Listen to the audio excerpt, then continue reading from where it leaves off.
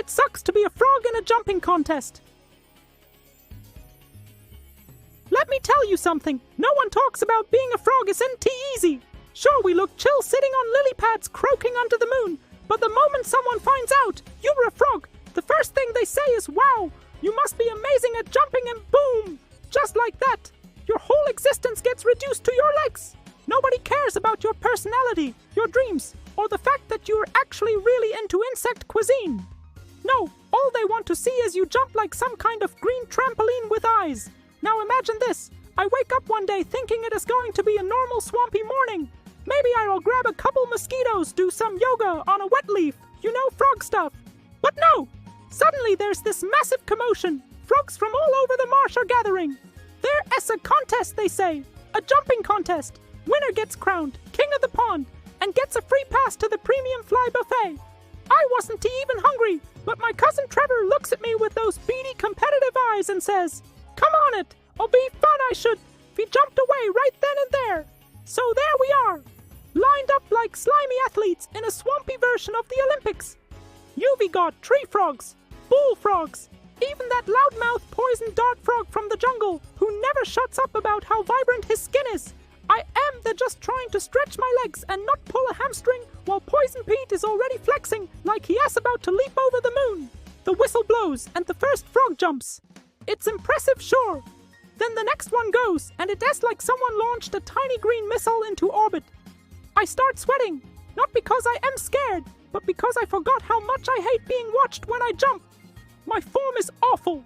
I don't have that nice sleek launch. I kind of flail like a wet sock being thrown across the room. Not graceful, just tragic. And when it is finally my turn, the entire swamp goes quiet. All the bugs stop buzzing. Even the turtles turn their heads. I bent my legs, try to focus, and then I leap. I swear, I gave it everything I had. I soared a solid 6 inches and landed face first in a patch of algae. The crowd was silent for like 2 seconds. Then someone in the back snorted. It was probably Trevor. Now here is the thing you would think after a performance like that. They'd just let me hop away in peace. Maybe forget the whole thing ever happened.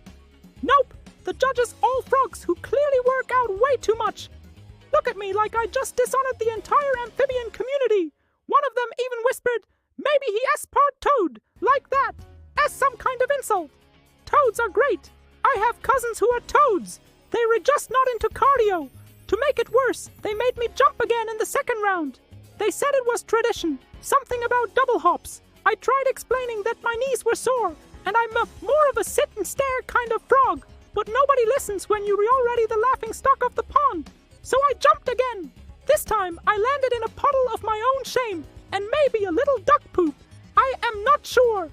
After the contest, everyone kept coming up to me saying things like, "Hey man, you tried your best," or "That was brave of you to show up even knowing you suck. That's not encouragement. That's just bullying in disguise." Trevor won, by the way, of course he did. He's always been the golden child, just because he once caught a dragonfly midair during mating season. Big whoop.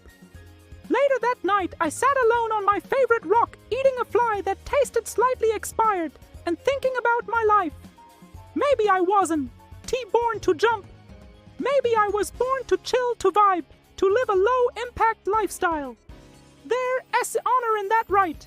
Not every frog wants to be an airborne acrobat. Some of us just want to sit around and enjoy the mud without being turned into a meme. So yeah, that's why it sucks to be a frog in a jumping contest. The pressure, the judgment, the inevitable faceplant in front of your entire swamp community. It is not for the faint of heart or the weak of hamstring. If I ever get invited again, I am faking a leg cramp or telling them I be converted to snail culture. Those guys really know how to take life slow. Thanks for hopping into this tragic tale of wobbly legs and public humiliation.